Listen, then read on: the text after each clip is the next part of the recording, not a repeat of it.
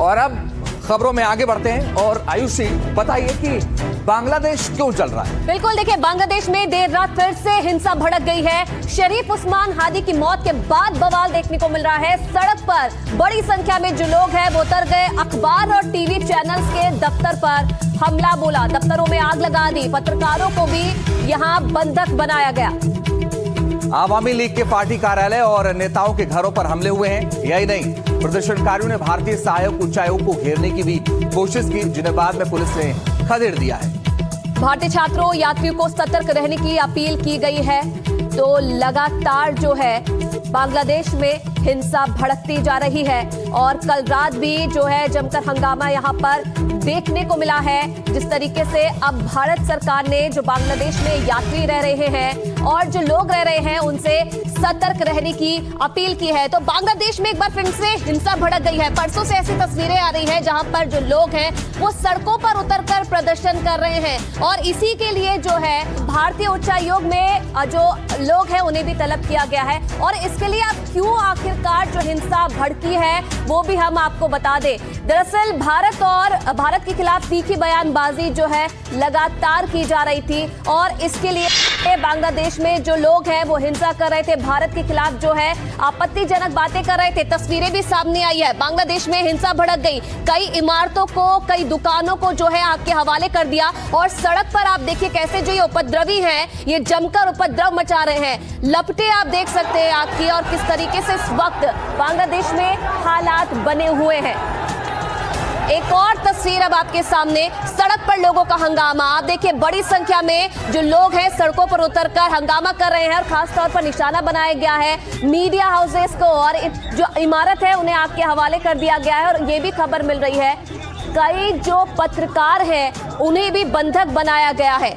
एक और तस्वीर है, अब आप देखिए ये पूरी इमारत किस तरीके से इसे आग के हवाले कर दिया और यहाँ पर जो बड़ी संख्या में लोग हैं वो इस वक्त प्रदर्शन करते हुए नजर आ रहे हैं।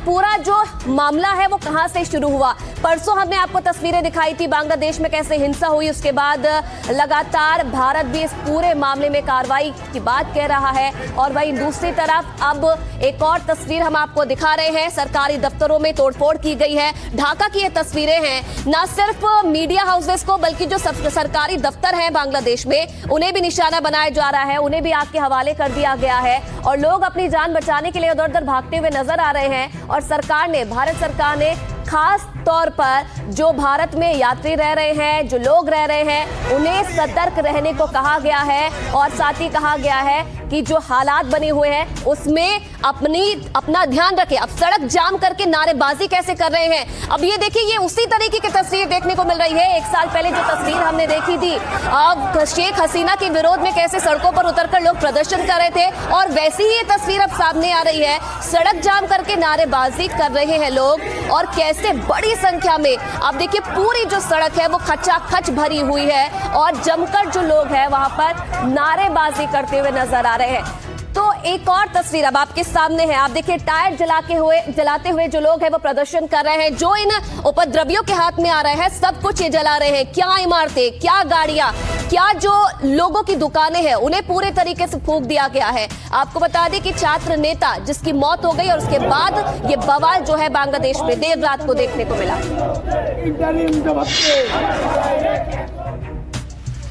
तो अब अलग अलग वीडियो आपके सामने हैं इस पूरे हिंसा को लेकर के। पहले वीडियो में आप देखिए एक बिल्डिंग जलती हुई आपको नजर आएगी। दूसरी तस्वीर आप देखिए जब लोग प्रदर्शन कर रहे हैं और बंधक बना लिया है। तीसरी तस्वीर आप देखिए आग लगी हुई नजर आ रही है। चौथी तस्वीर में आप देखेंगे तो जो न्यूज़पेपर है उसके दफ्तर पर हमला कर दिया गया।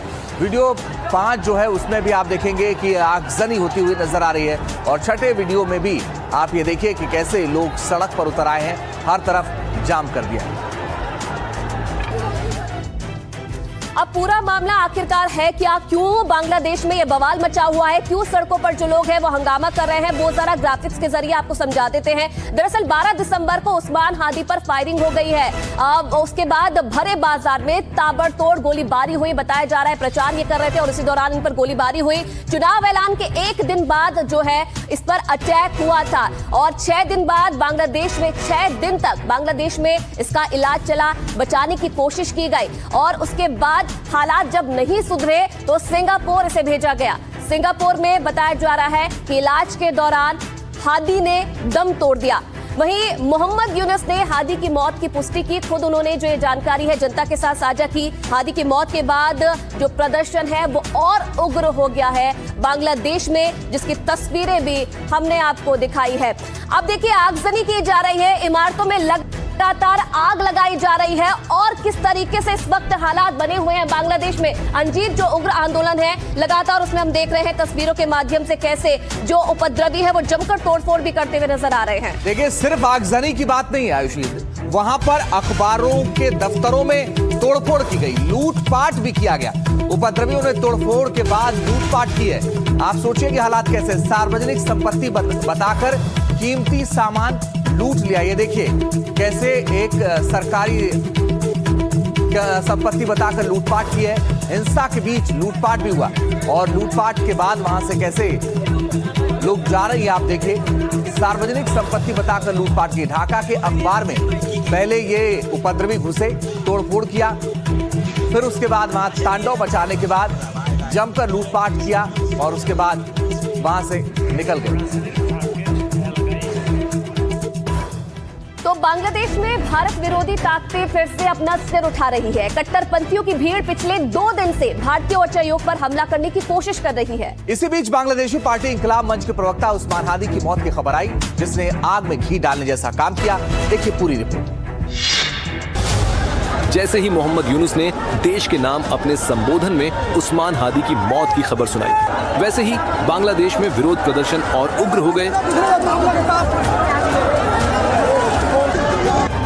यही नहीं, कट्टरपंथियों की भीड़ ने दैनिक प्रोथोम आलो अखबार के कार्यालय में तोड़फोड़ की और उसे आग के हवाले कर दिया।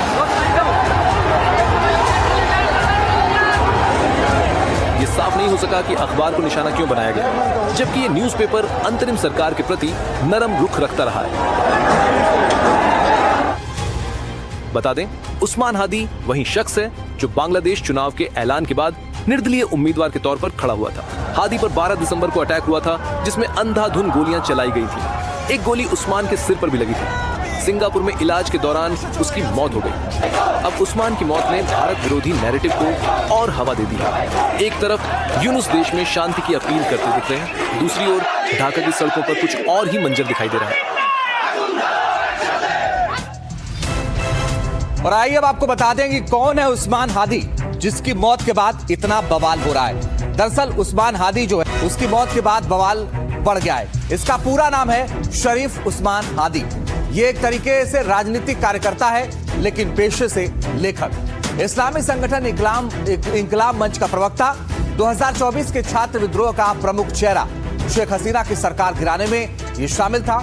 चुनाव में ढाका से निर्दलीय उम्मीदवार भी, लेकिन अब इसकी जान चली गई है। और बड़ी बात यह है कि उसी के बाद से आग में घी डालने का काम किया है। और इस बीच एक बड़ी खबर आ रही है, वो आपको बताते हैं। ढाका हिंसा पर एक और बड़ी खबर, पूर्व पीएम शेख हसीना का घर जला दिया गया है। उपद्रवियों ने घर को आग के हवाले कर दिया है। शेख हसीना इस वक्त आपको बता दें कि वहां से निकल गई थी और ये देखिए तस्वीरें, पूर्व पीएम शेख हसीना के घर में आग लगा दी गई है। और शेख हसीना उसके बाद से ये पूरा जब विद्रोह हुआ, उसके बाद से वहां से वो निकल गई थी। लेकिन अब आप देखिए, उपद्रवियों ने उनके घर को नहीं छोड़ा है, उनके घर को आग लगा दी है। प्रधानमंत्री के आवास पर उन्होंने पहले भी कब्जा कर लिया था, लेकिन अब देखिए, आप आवाज भी सुनिए कि किस तरह से वहां हल्ला हो रहा है और उसके बाद बवाल चल रहा है। तो आइए आपको बताते हैं कि इस पूरे मसले पर आगे क्या हो रहा है। देखिए, भड़काऊ बयानबाजी के लिए मशहूर है भारत विरोधी हादी। इतना ही नहीं, अक्सर वो आग उगलता है भारत को लेकर, भड़काऊ बयानबाजी के लिए मशहूर है। चुनावी कैंप में दिए भारत विरोधी बयान सोशल मीडिया पर उसने शेयर किया था। विवादित नक्शा भी पूर्वोत्तर राज्यों को बांग्लादेश का उसने हिस्सा बता दिया था। इसके बाद से और ज्यादा बवाल बढ़ गया। लेकिन बड़ी बात यह है कि इस पूरे मसले पर अगर हम देखें, आपको पता है कि किस तरह से उस्मान हादी की मौत के बाद से वहां पर और ज्यादा बवाल बढ़ता जा रहा है। अब बताइए आयुषी, इससे जुड़ी और क्या जानकारी आपके पास? बिल्कुल अंजी, देखिए पिछले 2-3 दिनों में ढाका में जो कुछ हुआ उसने 1971 के बाद के भारत बांग्लादेश रिश्तों की बुनियाद को हिलाकर रख दिया है। प्रदर्शनकारियों की भीड़ ने भारतीय उच्चायोग को घेरने की कोशिश की, लेकिन सुरक्षा बलों ने जैसे तैसे भीड़ को रोक दिया। लेकिन जैसे जैसे दिन गुजर रहे हैं, विरोध और उग्र होता जा रहा है। बांग्लादेश में चुनाव से पहले अराजकता का माहौल चरम सीमा पर पहुंच चुका है। कट्टरपंथी भारतीय दूतावास को भी निशाना बना रहे हैं। सुरक्षा को देखते हुए बांग्लादेश के राजशाही और खुलना शहर में भारतीय वीजा सेंटर बंद कर दिया गया।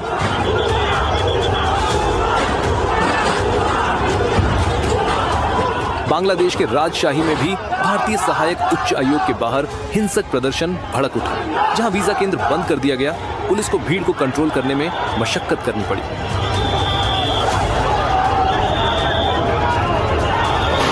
पुलिस ने बैरिकेड लगाकर हस्तक्षेप किया, जिसके परिणाम स्वरूप प्रदर्शनकारियों के आगे बढ़ने के प्रयास में झड़पें हुई, लेकिन आखिर में जुलूस को रोक दिया गया, जिससे भीड़ सहायक उच्चायोग तक नहीं पहुंच सकी। इन हालातों को देखते हुए भारतीय उच्चायोग की तरफ से भारतीय नागरिकों और छात्रों के लिए एडवाइजरी जारी की गई है। साथ ही अलर्ट रहने के लिए कहा गया है।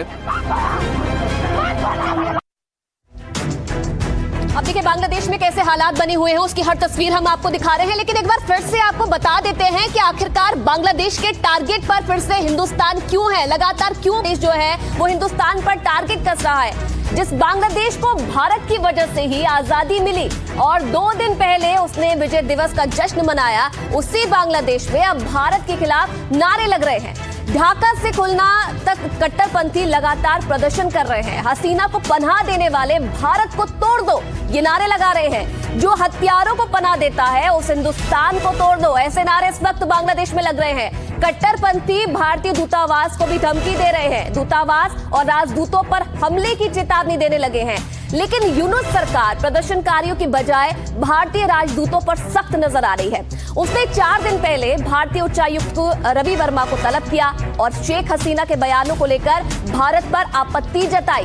बांग्लादेश लगातार दबाव डाल रहा है कि भारत किसी तरह शेख हसीना को सौंप दे, और जब कामयाबी नहीं मिली तो कट्टरपंथी संगठन भारत विरोध पर उतर आए हैं। एक बांग्लादेशी नेता ने खुले मंच से भारत को तोड़ने तक की धमकी दे दी है।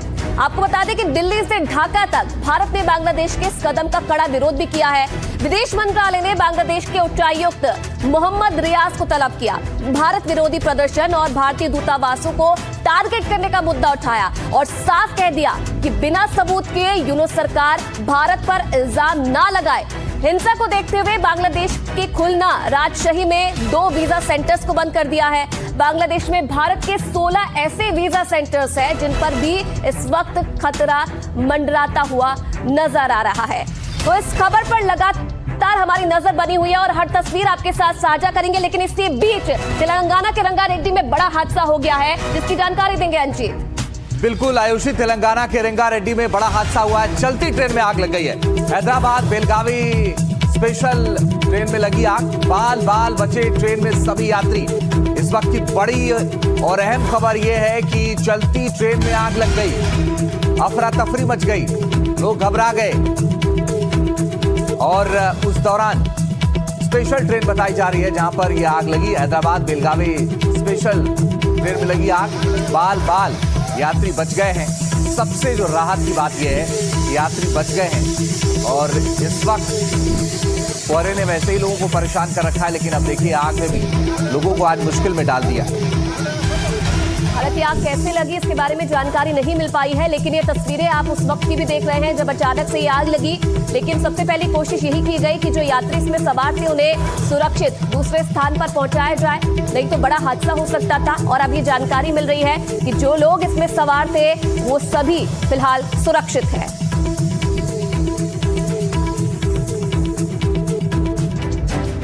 और अब ऐसे मुद्दे की बात करते हैं जिसने दिल्ली एनसीआर के लोगों को परेशान कर रखा है और साथ ही साथ कई और राज्यों में भी जो इस वक्त कोहरा है वो लोगों को परेशान कर रहा है। दरअसल घने कोहरे के साथ दिल्ली एनसीआर की सुबह हुई है। उत्तर भारत में कड़ाके की ठंड पड़ रही है। कोहरे ने ट्रेनों की रफ्तार पर ब्रेक लगा दिया है। कई उड़ानें भी इसके चलते रद्द हो गई है।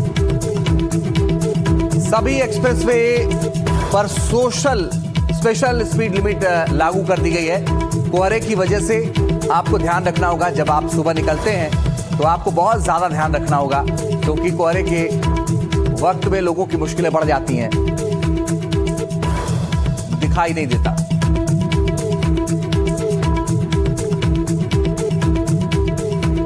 एक और बड़ी खबर इस बीच इसी से जुड़ी, कोहरे से जुड़ी हुई बता दें आपको। कोहरे में फ्लाइट सेवाओं को लेकर एक बड़ी अपील की गई है। दिल्ली एयरपोर्ट ने एडवाइजरी जारी की है। एडवाइजरी लिखा, लेटेस्ट फ्लाइट स्टेटस देखने की सलाह। उन्होंने ये कहा है कि भाई आप अगर घर से निकल रहे हैं और आपकी फ्लाइट है तो उसका शेड्यूल जरूर देख लें। कहीं ऐसा तो नहीं कि आपकी फ्लाइट लेट है और आप पहले ही पहुंच जाए तो आपको इंतजार करना पड़े। इंडिगो एयरलाइंस ने भी यात्रियों से अपील की है कि वो शेड्यूल अपना जरूर देखें।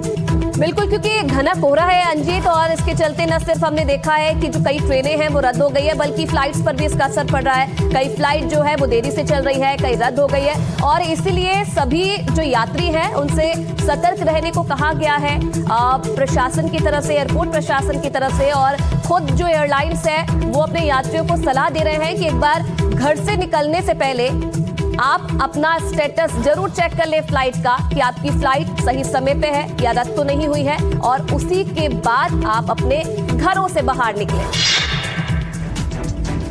और पल्लव हमारे सहयोगी ज्यादा जानकारी के लिए जुड़ गए हैं। पल्लव, ये बताइए कि इंडिगो ने भी, दिल्ली एयरपोर्ट ने भी कहा है कि आप शेड्यूल जरूर चेक कर रहे हैं, लेकिन और किस तरीके की परेशानी बढ़ा दी है इस मौसम ने?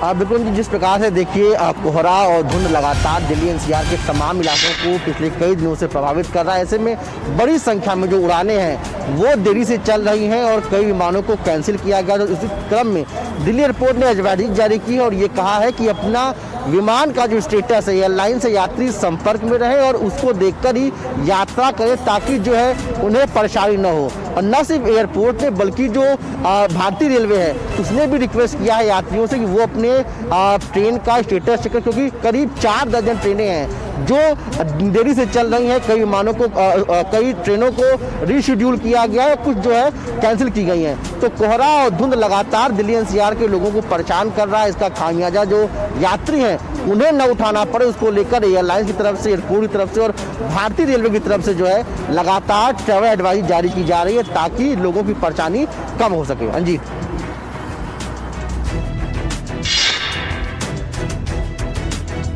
तो कोहरे की मार और थमी रफ्तार ट्रेनों पर, और आपको बताऊं कि फ्लाइट्स पर इसका सबसे ज्यादा असर पड़ा है। अब आपको बताते हैं कि कौन कौन सी ट्रेनें कितनी देर से लेट चल रही हैं। आप ये देखिए, सबसे पहले आपको बताता हूं कि 12-417 प्रयागराज एक्सप्रेस करीब 2 घंटे लेट है। इसके अलावा 1-2-4-2-7 रीवा आनंद विहार टर्मिनल, ये तकरीबन 1 घंटे लेट है। इसके अलावा 22-436 नई दिल्ली बनारस वंदे भारत एक्सप्रेस तकरीबन 32 मिनट लेट है। 22-415 वाराणसी नई दिल्ली वंदे भारत एक्सप्रेस लगभग 36 मिनट लेट है।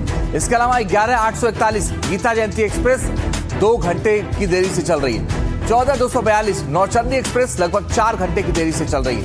इसके साथ ही 13-257 आनंद विहार टर्मिनल जनसाधारण एक्सप्रेस लगभग 11.5 घंटे की देरी से चल रही है। तो कोहरे ने कैसे ब्रेक लगाया है ये आप देखिए। इसके अलावा आपको बताऊं कि कुल जो ट्रेनों की संख्या है वो 59 ट्रेनें लेट चल रही हैं, और कितनी देरी से चल रही हैं अगर इसका आप अंदाजा लगाएंगे तो लगभग 3 से 4 घंटे की देरी से ये ट्रेनें चल रही हैं, और औसतन 3 से 4 घंटे की देरी से ये ट्रेनें चल रही हैं। कुल 59 ट्रेनें इस वक्त लेट है। लेकिन अब आपको बताते हैं कि इस पूरे मसले पर किस तरह से अलग अलग जो जानकारी आ रही है, उसमें अहम जानकारी है कि उड़ानें जो हैं अब तक 32 रद्द हो चुकी हैं दिल्ली एयरपोर्ट से। लेकिन हमारे सहयोगी पल्लव ने इसको लेकर के और जानकारी भेजी है, आइए वो आपको दिखाते हैं। दिल्ली एनसीआर के लोगों के लिए आज का मौसम बहुत सर्द वाला है, और आपको दिखाएं जहां पे हम मौजूद हैं ये डीएनडी है, और यहाँ पे भी आपको चारों तरफ कोहरे की चादर और धुंध जो है दिखाई देगी। आपको तस्वीरों के जरिए समझाते हैं कि मौजूदा समय में क्या स्थिति है। आप देखिए जहां मैं खड़ा हूं, आपको पूरी एक सफ़ेद चादर है जो दिखाई दे रही है, जिसके कारण न सिर्फ विजिबिलिटी कम है बल्कि जो है ठंड का भी जो असर है वो काफ़ी देखने को मिल रहा है। हवाएं काफ़ी तेज़ चल रही हैं और विजिबिलिटी कम होने का असर जो है वो यातायात पर भी देखने को मिल रहा है। आपको अगर सामने दिखाएं तो आप देख सकते हैं कि कैसे जो विजिबिलिटी है वो कोहरे और धुंध के कारण जो है डीएनडी पे कम हो गई है, जिसके कारण जो गाड़ियों की रफ्तार है वो धीमी हो गई है। और मौसम विभाग ने इसको लेकर येलो अलर्ट जारी किया है क्योंकि विजिबिलिटी बहुत कम है, कोहरा बहुत ज़्यादा है और ये असर सिर्फ न सड़क पे है बल्कि आसमान से और रेल पटरियों पर भी देखने को मिल रहा है। तो हमारे सहयोगी पल्लव ने आपको दिखाया कि कोहरे ने कैसे धुंध फैला दी है और कुछ दिख नहीं रहा है, खासतौर पर देश की राजधानी दिल्ली में तो कम से कम पल्लव ने ये दिखाया। लेकिन आयुषी, आगे क्या है इससे जुड़ी हुई खबर? बिल्कुल बिल्कुल अंजीत, और देखिए अब अलग अलग इलाकों की तस्वीर हम दिखाते हैं कि किस तरीके से दिल्ली में कोहरे की वजह से हालात बने हुए हैं। ये सबसे पहले तस्वीर आप देखिए, पालम एयरपोर्ट का ये पूरा इलाका है और जब सुबह लोग बाहर सफर करने के लिए निकले तो उस वक्त कैसे कोहरे की मार ने लोगों को परेशान किया है। एक और तस्वीर अब आपको दिखाते हैं, द्वारका से तस्वीर सामने आ रही है, जहां द्वारका में भी कुछ ऐसा ही जो मंजर है वो देखने को मिला। सुबह पूरे द्वारका को कोहरे की चादर ने ढक दिया और खास तौर पर जो वाहन चालक है उन्हें विशेष तौर पर परेशानी का सामना करना पड़ रहा है। इसलिए प्रशासन भी लगातार लोगों से अपील कर रहा है कि अगर ज्यादा जरूरी हो तो ही अपने घरों से सुबह के समय आप बाहर निकलें और इसी दौरान आप सावधान भी रहें। और उससे जुड़ी एक और बड़ी खबर आपको बताते हैं। ये तो बात कोहरे की हुई, लेकिन अब बात प्रदूषण की भी करते हैं। प्रदूषण भी बहुत खतरनाक है क्योंकि एनसीआर में प्रदूषण का स्तर लगातार खतरनाक स्तर पर है। दिल्ली में AQI 450 के पार पहुंच गया है। 24 घंटे में 61,000 से ज्यादा PUCC जारी हुआ है। 3,000 से ज्यादा गाड़ियों के चालान भी हुए हैं। प्रदूषण को लेकर संसद में हंगामे के आसार भी जताए जा रहे हैं। आपको बता दें कि अब एक्शन में नजर आ रही है दिल्ली सरकार और कल से जो सख्ती है वो देखने को मिली, जिसके चलते 3,000 से ज्यादा गाड़ियों का चालान हुआ है और कई जो PUCC सर्टिफिकेट है वो भी जारी किए गए हैं। तो देखिए, बड़ी बात यह है कि शहरों का AQI बढ़ रहा है और लोगों के सामने मुश्किल यह है कि कोई रास्ता नहीं है, उनको ऑफिस जाना है। तमाम तरीके से आपको बताऊं कि सावधानी बरतने की अपील की गई। लेकिन अब आपके सामने शहर है, आप देखिए दिल्ली में 453 AQI है, यानी मसला गंभीर है। गुरुग्राम में 390 है, मसला बेहद खराब है। फरीदाबाद में 364 है, बेहद खराब स्थिति है। चंडीगढ़ में 312 है, यहां भी खराब स्थिति है। भुवनेश्वर में 278 है, यहां खराब है। पुणे में 311 है, बेहद खराब स्थिति है। आसनसोल में 255 है, बेहद खराब। इसके अलावा पंपोर में 248 है, खराब श्रेणी में गिना गया है। श्रीनगर में 242 है, वहां भी खराब बताया गया है। ग्वालियर में 225 है, वहां भी खराब है। इसके अलावा गुवाहाटी में 217 खराब की श्रेणी में। लखनऊ में 206 है, वो भी खराब की श्रेणी में है। तो आप ये सोचिए कि ये जितने शहर हैं बड़े बड़े, जहां लोगों की संख्या बहुत ज्यादा है, वहां पर आप देखिए कि कैसे मुश्किल हो गई। और आप देखिए कि 24 घंटे में, पिछले 24 घंटे में PUCC 61,000 से ज्यादा जारी हुए। इसके अलावा आपको बताऊं कि 5,000 वाहनों की जांच की गई है और 568 वाहन लौटा दिए गए, यानी दिल्ली बॉर्डर से लौटा दिए गए। उसके पीछे की वजह थी कि BS6 वाहन अगर नहीं है तो दिल्ली में प्रवेश नहीं मिल सकता था। इसके साथ ही मैं आपको बताऊं कि 3,746 वाहनों का चालान काट दिया गया है। 217 ट्रक वापस लौटा दिए गए हैं। इसके साथ ही 2,300 किलोमीटर सड़क की सफाई की गई है। इतना ही नहीं, 5,524 किलोमीटर में एंटी स्मोक गन, 132 अवैध कचरा डंपिंग प्वाइंट बंद कर दिए गए हैं। इसके अलावा 38,019 मीट्रिक टन कचरे का निपटान भी किया गया है। तो ये अपने आप में बड़ी बात है कि ऐसे ही आप देखें कि सोचिए कि इतने ज्यादा इंतजाम करने के बावजूद भी हालात नहीं सुधर रहे हैं। और आइए खबरों में अब आगे बढ़ते हैं। हमने आपको प्रदूषण की खबर दिखाई, हमने आपको बताया कि कैसे मुश्किलें बढ़ी हुई हैं, लेकिन अगली खबर बी राम जी से जुड़ी हुई है, यानी BV जी राम जी। राम जी के नाम पर क्यों बवाल हो रहा है, आयुषी बताइए। बिल्कुल, देखिए संसद में दोनों सदनों में VBG Ram ji bill pass हो गया है। भारी हंगामे के बीच VBG Ram ji bill pass कर दिया गया है। हालांकि इस दौरान विपक्ष ने सदन से वॉकआउट कर दिया, बिल की कॉपियां फाड़ दी, सदन में काला कानून वापस लो तक के नारे लगे। राष्ट्रपति के साइन के बाद बिल कानून बनेगा। तो भारी हंगामे के बीच दोनों सदनों से पास हो गया है वीबीजी राम जी बिल। और कल की तस्वीरें भी हमने आपको दिखाई किस तरीके से विपक्ष लगातार जो है हंगामा कर रहा था, और जब ये बिल पास हुआ तो कैसे बिल की कॉपी फाड़कर विपक्ष ने प्रदर्शन किया। लोकसभा और राज्यसभा दोनों सदनों ने वीबीजी राम जी बिल पर अपनी मुहर लगा दी और वीबीजी राम जी बिल ध्वनिमत से पास हो गया। मैं प्रस्ताव करता हूं कि इस विधेयक को सभा द्वारा पारित किया जाए। प्रश्न ये कि विधेयक को पारित किया जाए। जो सदस्य के पक्ष में हाँ गए, जो सदस्य विरोध में ना गए, मेरे विचार में निर्णय हाँ वालों के पक्ष में प्रस्ताव स्वीकृत हुआ, विधेयक पारित हुआ। हालांकि वीबीजी राम जी बिल के पारित होने के दौरान विपक्षी दलों ने जोरदार विरोध किया और विपक्षी सांसद जबरदस्त हंगामा और नारेबाजी करने लगे। विपक्षी सांसदों ने बिल की प्रतियां फाड़कर सदन में केंद्रीय मंत्री शिवराज सिंह चौहान के सामने उछाल दी। वहीं वीबीजी राम जी बिल के दोनों सदनों में ध्वनिमत से पास होने से पहले इंडिया ब्लॉक के सांसदों ने संसद परिसर में भी प्रदर्शन किया और सरकार के खिलाफ नारेबाजी की। बिल के पास होने के बाद कांग्रेस अब बिल के खिलाफ कांग्रेस देशव्यापी आंदोलन की तैयारी कर रही है।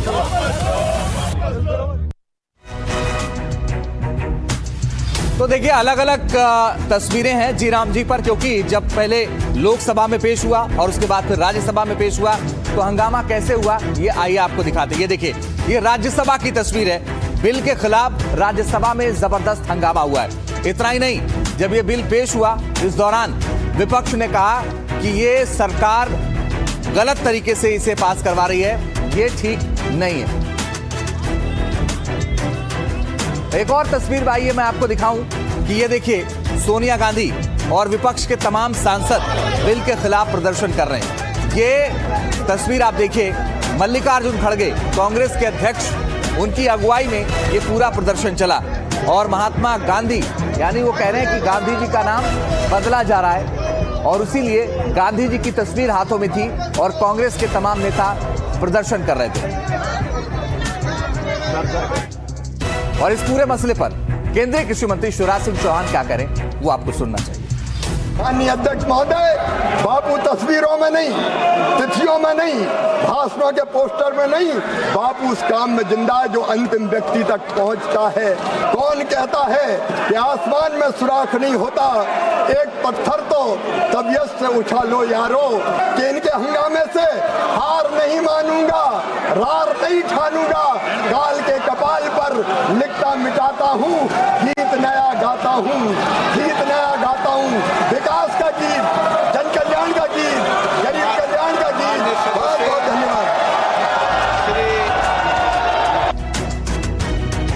तो शिवराज सिंह चौहान ने तो अटल जी की कविता पढ़ दी, लेकिन आयुषी बताइए कि इसको लेकर के क्या राजनीति थम गई है। बिल्कुल अंजीत, हमने देखा किस तरीके से वीबीजी राम जी बिल को लेकर लगातार विपक्ष हंगामा कर रहा था। प्रियंका गांधी ने सरकार पर यह आरोप लगाया कि सरकार क्या कर रही है, जो पुराने बिल है सिर्फ उनका नाम बदल रही है, लेकिन जो ग्राउंड पर जो असलियत है, जो काम होना चाहिए वो नहीं किया जा रहा है। और इसलिए हमने देखा किस तरीके से संसद के सदन में जो है हंगामा किया गया था, उसकी तस्वीरें भी हमने आपको देखी। अब इस पूरे मसले पर जो है अलग अलग रिएक्शन भी सामने आ रहे हैं, राजनीतिक प्रतिक्रियाएं सामने आ रही है। क्या कुछ कह रहे हैं लोग, वो सुनिए। Father of the nation Gandhi ji का नाम हटाए जाने से मुझे गहरा दुख हुआ है। मनरेगा से महात्मा गांधी का नाम हटाने का बिल पेश हुआ। क्या हम अब राष्ट्रपिता को भी भूल रहे हैं? इसलिए हमने अपनी कर्मश्री योजना का नाम महात्मा गांधी के नाम पर रखने का निर्णय लिया है। एकदम ठोस विरोध करेंगे। सब पार्टियां, हमारी जितनी पार्टियां, सब सहमत हैं। इस बिल से मनरेगा खत्म होने जा रहा है। अगर इस बिल को कोई भी पढ़ेगा, ये साफ साफ स्पष्ट समझ आएगा कि इस बिल से आने वाले महीनों में ये पूरी स्कीम खत्म हो जाएगी। क्योंकि जैसे ही ये बोझ प्रदेश की सरकारों पर पड़ेगा कि इतना पैसा प्रदेश की सरकारों को देना है, वैसे ही आस्ते आस्ते ये स्कीम खत्म हो जाएगी। नया दौर आता है, नए दौर के अनुसार जो है नए नाम रखे जाते हैं। एक टाइम पे इसका नाम मनरेगा भी रखा गया था, तो अभी जो नया दौर है उसके चलते हुए नया नाम, तो इसमें क्या बुराई है। जब एक स्वर्णिम अमृत काल आया है भारत के लिए, तो हम definitely want to define it by our government. 15 दिन के अंदर अगर मजदूरी नहीं मिलती तो 0.05% फिर अतिरिक्त रोज देना पड़ेगा देर से मजदूरी देने के लिए। कमजोर वर्गों का विशेष रूप से ध्यान रखा गया, अनुसूचित जाति, जनजाति, अन्य कमजोर वर्ग, दिव्यांग, बुजुर्ग। अब मुझे समझ में नहीं आता कि मानवीय दृष्टि से जिन चीजों का ध्यान रखा गया है उसमें भी तकलीफ। पर विरोध की मर्यादाएं होती हैं और सदन की अपनी गरिमा होती है। इस तरीके से सदन की गरिमा को तार तार करके जिस तरीके से विरोध दर्ज कराया गया, कागज फाड़कर चेयर की तरफ, माननीय कृषि मंत्री जी की तरफ फेंके गए, कागज के प्लेन बनाकर उड़ाए गए। समय समय पर योजनाओं में जब विस्तार होता है, योजनाओं को बदला जाता है, नाम में भी बदलाव होते हैं। मनरेगा हमेशा से मनरेगा नहीं था, नारेगा था, उससे पहले अलग नाम से था। और आपको राम जी के नाम पर एतराज है। और आइए आपको बताऊं कि ये बिल क्या है जिस पर इतना हंगामा हो रहा है। जी राम जी बिल के बारे में आइए आपको बताता हूं। देखिए, दरअसल पहले महात्मा गांधी के नाम पर यह नहीं था। अब विपक्ष ये कह रहा है कि भाई नाम जी राम जी से मनरेगा खत्म होने जा रहा है। इतना ही नहीं, 2009 चुनाव में नरेगा को मनरेगा किया गया। गरीबों के लिए संवेदना दिखाने वाले मनरेगा खत्म कर रहे हैं। 2009 में वोट के लिए महात्मा गांधी याद आए। कृषि कानून की तरह जी राम जी वापस लेना पड़ेगा, ये एक तरीके से विपक्ष का कहना है। मनरेगा में खामियां हैं, कांग्रेस राज में भ्रष्टाचार हुआ, लोग जी राम जी कानून का समर्थन नहीं करेंगे। इसके अलावा कांग्रेस जिसके साथ जाती है वो डूब जाता है। और इधर विपक्ष कह रहा है कि लोग सड़कों पर उतरेंगे, गोलियां खाएंगे। फिर सरकार की तरफ से कहा जा रहा है जी राम जी से रोजगार में पारदर्शिता आएगी, लेकिन विपक्ष ये कह रहा है कि जी राम जी का समर्थन नहीं, लड़ाई जारी रहेगी। तो ये स्थिति है फिलहाल।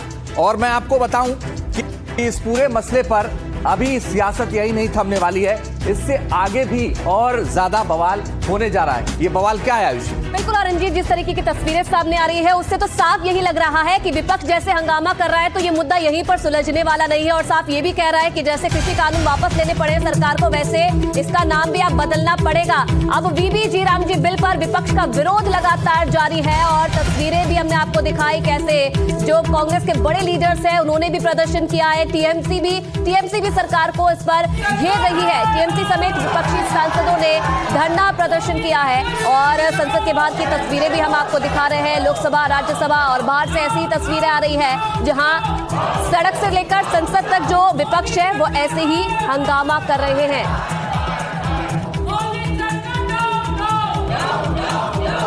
तो टीएमसी समेत विपक्षी सांसदों का धरना चल रहा है और ये यहीं रुकने वाला नहीं है। विपक्ष ये कह रहा है कि इस पूरे मसले पर हम आगे भी आंदोलन जारी रखेंगे।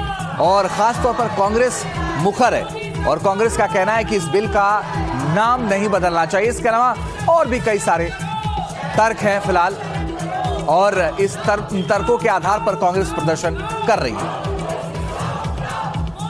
तो तस्वीरें आपको दिखाई हमने कैसे सुबह से लेकर रात तक जो है प्रदर्शन किया गया, विपक्ष ने हंगामा किया। अब आपको ये भी समझा देते हैं कि आखिरकार मनरेगा से कितना अलग है राम जी बिल। अब देखिए, मनरेगा जी राम जी रोजगार साल में 100 दिन पहले मनरेगा में थे, लेकिन अब इसे बढ़ाकर जी राम जी बिल में 125 दिन कर दिया गया है। और 15 दिन में हर हफ्ते जो है मजदूरी मिलेगी। पहले मनरेगा में 15 दिन में भुगतान मिलता था, अब जी राम जी बिल में हर हफ्ते जो है भुगतान मिलेगा। और साथ ही साथ 100% केंद्र पहले खर्चा उठाता था मनरेगा में, अब क्या है इसे बांट दिया गया है, यानी कि 10 से 40% जो है वो राज्य की तरफ से खर्चा उठाया जाएगा। साथ ही साथ बुआई, कटाई, रोजगार जो है वो मिलता था, इससे जो मजदूर हैं उन लोगों को अब रोजगार जो है नहीं मिलेगा और इसका वक्त मिलता था ताकि मजदूर जो है वो उपलब्ध हो। तो ये जो डिफरेंस है दोनों ही बिल में वो अब हम आपको बता रहे हैं कैसे जो बदलाव है वो अब किया गया है जी राम जी बिल में। अब देखिए, इस बिल को लेकर लगातार चाहे कांग्रेस हो चाहे टीएमसी हो वो लगातार प्रदर्शन कर रहे हैं, सरकार पर आरोप लगा रहे हैं। और अंजीत, टीएमसी ने भी अब इस नाम पर जो है विवाद खड़ा कर दिया है। बिल्कुल, टीएमसी ने एक नया ऐलान कर दिया है। बड़ी खबर इससे जुड़ी बताते हैं आपको। मनरेगा का नाम बदलने को लेकर सियासत तेज हो गई है और पश्चिम बंगाल की मुख्यमंत्री ममता बनर्जी ने नया ऐलान कर दिया है। रोजगार गारंटी योजना कर्मश्री का नाम महात्मा गांधी के नाम पर रखा। कर्मश्री का नया नाम महात्मा गांधी कर्मश्री कर दिया। इस दौरान ममता बनर्जी ने कहा है कि केंद्र सरकार द्वारा मनरेगा योजना से महात्मा गांधी का नाम हटाया जाना बेहद शर्मनाक है। टीएमसी के राज्यसभा सांसद डेरेक ओब्रायन को राज्यसभा में ऐलान उन्होंने किया है।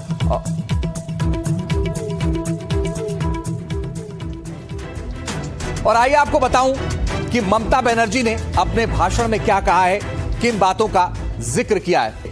ममता बनर्जी ने नाम बदलने को लेकर क्या कहा। उन्होंने कहा कि नाम बदलने का मकसद महात्मा गांधी के योगदान को सम्मान देना है। केंद्र मनरेगा के तहत फंड रोक रहा है। हम ये पक्का करेंगे कि लोगों को काम मिले। हम भिखारी नहीं हैं। इस काम के दिनों की संख्या बढ़ाकर 100 कर रहे हैं। बंगाल एक शांतिपूर्ण राज्य है। सोशल मीडिया पर नकारात्मक बातें फैलाई जा रही हैं। राज्य की छवि खराब किया जा रहा है। कोई भी बंगाल को नुकसान नहीं पहुंचा सकता है।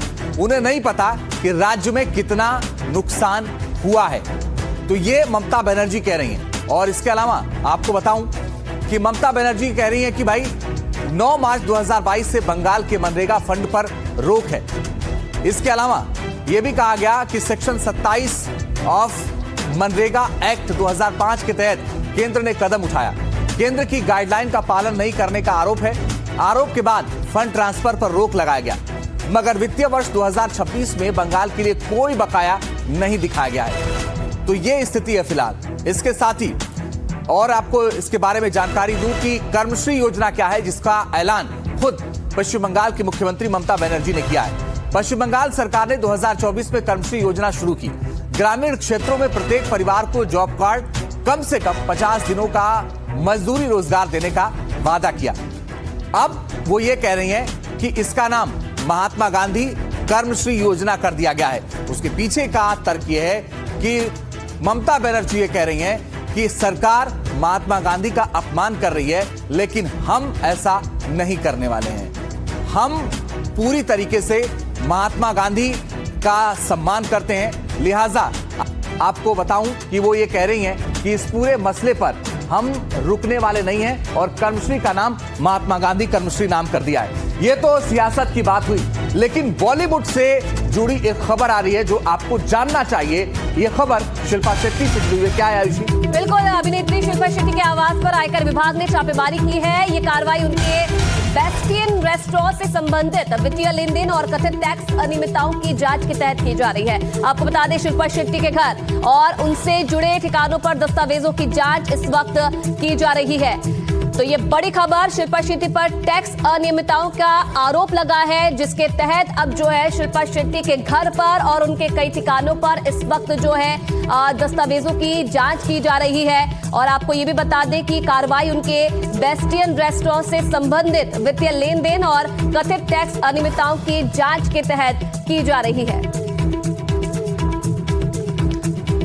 तो बॉलीवुड अभिनेत्री शिल्पा शेट्टी, जिनके आवास पर आयकर विभाग की इस वक्त छापेमारी हुई है, ये कार्रवाई हुई है। आपको बता दी कि काफी फेमस जो उनका रेस्टोरेंट है बेस्टियन, मुंबई में काफी फेमस है और उसी से संबंधित जो है गड़बड़ियों की बात सामने आई थी, जिसके बाद आयकर विभाग ने ये बड़ी कार्रवाई जो की है और इस वक्त जो दस्तावेज है उन्हें खंगाला जा रहा है।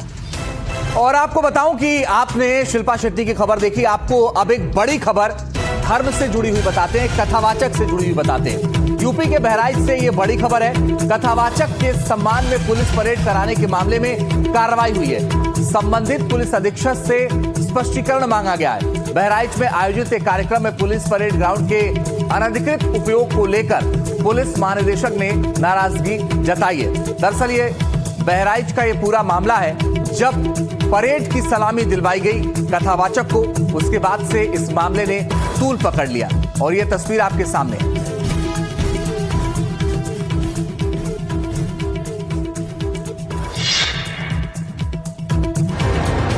क्या आपने कभी किसी कथावाचक का सरकारी स्वागत देखा है? बहराइच में जिस तरह से पुंडरीक गोस्वामी महाराज का पुलिस लाइन में आदर सत्कार किया गया, उसे संविधान की मर्यादा से जोड़कर देखा जा रहा है।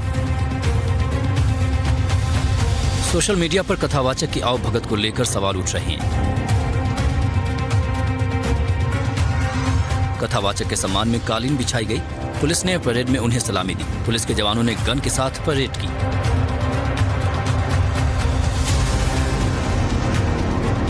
महाराज का ऐसा सत्कार हुआ मानो वो कोई विदेशी मेहमान है।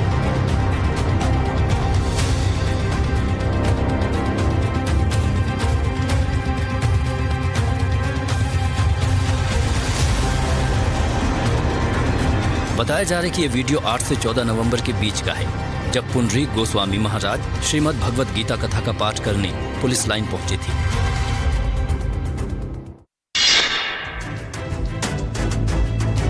तो आपने देखा कि एक कथावाचक के सम्मान में जो परेड हुआ, उसके बाद से पुलिस महानिदेशक ने नाराजगी जताई। लेकिन आइए अब खबरों में आगे बढ़ते हैं। बिहार की खबर का रुख करते हैं और बिहार से क्या बड़ी खबर है आयुषी? बिल्कुल। और अंजीत, हमने देखा था पिछले दिनों एक तस्वीर जहां सोशल मीडिया पर वायरल हुई थी। सीएम नीतीश कुमार एक महिला का हिजाब हटाते हुए नजर आ रहे थे और उस पर अब जो विवाद है वो और गहराता जा रहा है। रांची में सीएम नीतीश कुमार के खिलाफ शिकायत दर्ज हुई है। नीतीश के खिलाफ एफआईआर दर्ज करने की मांग की गई है। रांची के इटकी थाने में लिखित शिकायत दर्ज कराई गई है। तो ये बड़ी खबर, और ये वही वीडियो भी हम आपको दिखा रहे हैं जिसे लेकर इस वक्त बवाल मचा हुआ है और नीतीश कुमार से अलग अलग जगहों से जो है माफी की मांग की जा रही है। एक महिला जो नियुक्ति पत्र लेने आई थी और नियुक्ति पत्र देते हुए अचानक से इस मुस्लिम महिला का हिजाब नीतीश कुमार ने खींच लिया था। तो ये मामला यहाँ थमने वाला नहीं है। ये मामला हर दिन नया रूप ले रहा है। कभी कोई नाराजगी जताता है तो कभी कोई ना जताता है। लेकिन अब आपको मैं बताऊं कि हिजाब को लेकर विवाद बढ़ गया है। सीएम नीतीश कुमार के खिलाफ शिकायत दी गई है। रांची के इटकी थाने में शिकायत दर्ज कराई गई है। हिजाब मामले में एफआईआर दर्ज करने की मांग कर दी गई है। बिहार के सीएम नीतीश कुमार की सुरक्षा भी इस दौरान बढ़ा दी गई है। स्पेशल सिक्योरिटी ग्रुप का घेरा और मजबूत कर दिया गया है। सोशल मीडिया पर धमकी के बाद इनकी सुरक्षा बढ़ा दी गई है। हिजाब विवाद के बाद मिले खुफिया इनपुट नीतीश को नुकसान पहुंचाने की आशंका है, लिहाजा आपको बताऊं कि उनकी सुरक्षा बढ़ा दी गई है। और आइए अब खबरों में आगे बढ़ते हैं। एक और बड़ी खबर इससे जुड़ी हुई आपको बताते हैं। हिजाब विवाद पर एआईएमआईएम के नेता का विवादित बयान सामने आया है। एआईएमआईएम के नेता इम्तियाज जलील का विवादित बयान आया है। इम्तियाज जलील ने यूपी के मंत्री संजय निषाद को धमकी दी है। अगर संजय निषाद सामने होते तो उनका एक हाथ तोड़कर दूसरे हाथ में दे देता, ये कह रहे हैं इम्तियाज जलील। सुनिए जरा इम्तियाज जलील क्या कह रहे हैं। तू उत्तर प्रदेश का मंत्री होगा, अगर तू ये समझ रहा है कि तू मेरी बच्ची को कहीं हाथ लगा देगा और हम खामोश बैठेंगे, अगर तू हमारे सामने होता तो तेरा हाथ तोड़कर दूसरे हाथ में दे डालते हम। कोई हिजड़े नहीं है, कोई दूसरी जमात के हम नेता नहीं है, जहां पर हम अपनी बच्चियों की ऐसी बेइज्जती, ऐसी शर्मनाक बात हम सुनेंगे। और इससे जुड़ी एक और बड़ी खबर आपको बताते हैं। हिजाब मामले में यूपी के मंत्री संजय निषाद का विरोध शुरू हो गया है। बीजेपी के खिलाफ प्रदर्शन से पहले पुलिस की कार्रवाई। पुलिस ने मशहूर शायर मनोहर राणा की बेटी और एसपी की प्रवक्ता सुमैया राणा को हाउस अरेस्ट कर लिया है। विरोध प्रदर्शन में शामिल होने जा रही थी सुमैया राणा। उससे पहले आपको बताऊं कि सुमैया राणा को हाउस अरेस्ट कर दिया गया है। यूपी के मंत्री संजय निषाद को लेकर भी विरोध हो रहा है। और आपको बताया जाए कि इस पूरे मसले पर ये देखिए, सुमैया राणा ये मशहूर शायर मनोहर राणा की बेटी हैं और प्रवक्ता हैं समाजवादी पार्टी की। लेकिन उससे पहले देखिए, ये घर से प्रदर्शन के लिए जाती, उससे पहले पुलिस पहुंच गई और पुलिस ने इन्हें हाउस अरेस्ट कर लिया है। और एक और तस्वीर आइए आपको दिखाते हैं। ये तस्वीर भी आप देखिए, ये संजय निषाद का घर है जो उत्तर प्रदेश सरकार में मत्स्य पालन मंत्री हैं, कैबिनेट में हैं। और इस दौरान उनके घर के बाहर भी सुरक्षा बढ़ा दी गई है, क्योंकि संजय निषाद ने जो बयान दिया वो आपत्तिजनक बयान बताया गया। और यह कहा गया कि इस पूरे मसले पर संजय निषाद का जो बयान था वो अच्छा नहीं था। दरअसल हिजाब विवाद के बाद बिहार सीएम नीतीश कुमार की सुरक्षा का घेरा और भी सख्त कर दिया गया है। पड़ोसी मुल्क पाकिस्तान से मिली धमकी के बाद खुफिया एजेंसियां अलर्ट पर हैं। गृह विभाग ने मुख्यमंत्री के काफिले में 4 नई बुलेट प्रूफ गाड़ियां शामिल की हैं और एसएसजी कमांडोज की संख्या भी बढ़ा दी। बिहार के मुख्यमंत्री नीतीश कुमार अब 24 घंटे कमांडोज के कड़े पहरे में रहेंगे। हिजाब कांड के बाद पैदा हुए सुरक्षा खतरों को देखते हुए SSG यानी स्पेशल सिक्योरिटी ग्रुप के कमांडर्स को और भी ज्यादा अधिकार दिए गए हैं। नीतीश की सुरक्षा में ये इजाफा पाकिस्तानी डॉन शहजाद भट्टी की धमकी के बाद लिया गया है। खुफिया विभाग से मिले इनपुट के आधार पर उनकी सुरक्षा को बढ़ाया गया है। पहले उनके सुरक्षा घेरा में SSG के कमांडो मौजूद रहते थे, जिनकी संख्या में वृद्धि की गई है। वहीं पुलिस ने पाकिस्तानी डॉन शहजाद भट्टी के धमकी भरे वायरल वीडियो का संज्ञान लेते हुए पटना के साइबर थाने में FIR दर्ज कर मामले की जांच शुरू कर दी है। इसमें जांच की जा रही है कि जो भी सोशल मीडिया पोस्ट आया है उस पर तहकीकात की जा रही है। IG पटना के स्तर से इसको किया जा रहा है। वहीं दूसरी तरफ महिला डॉक्टर का हिजाब हटाने पर मुख्यमंत्री नीतीश के खिलाफ रांची के इटकी थाने में शिकायत दर्ज कराई गई है। शिकायतकर्ता ने CM नीतीश पर महिलाओं के अपमान आरोप लगाते हुए कार्रवाई की मांग की गई है।